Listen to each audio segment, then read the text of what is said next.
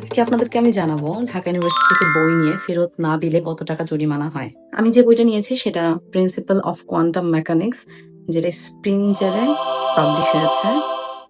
এই বইটা নিতে আমার লেগেছে লাইব্রেরি কার্ড। লাইব্রেরি কার্ড দেখিয়ে আমি বইটি নিয়েছি এবং সেখানে খাতায় সাইন করে নিয়ে এসেছি। বইয়ের পিছনে জরিমানার কথা লেখা আছে। দেখলে অবাক হবেন যে এখানে খুবই কম জরিমানা, কিন্তু খুবই ইন্টারেস্টিং একটা জিনিস আছে। এখানে লেখা আছে স্টুডেন্টদের জন্য জরিমানার হার প্রত্যেক বইয়ের জন্য প্রথম ও দ্বিতীয় সপ্তাহ বা অংশ বিশেষের জন্য 0.5 পয়সা, তৃতীয় থেকে চতুর্থ সপ্তাহ বা তার অংশ বিশেষের জন্য 1 টাকা এবং পঞ্চম সপ্তাহ থেকে পরবর্তী প্রতি সপ্তাহ বা অংশ বিশেষের জন্য 3 টাকা। এখানে যে কার্ডটিতে আছে সেখানে কে বইটি নিয়েছে তার নাম এবং তারিখ দিতে হয়।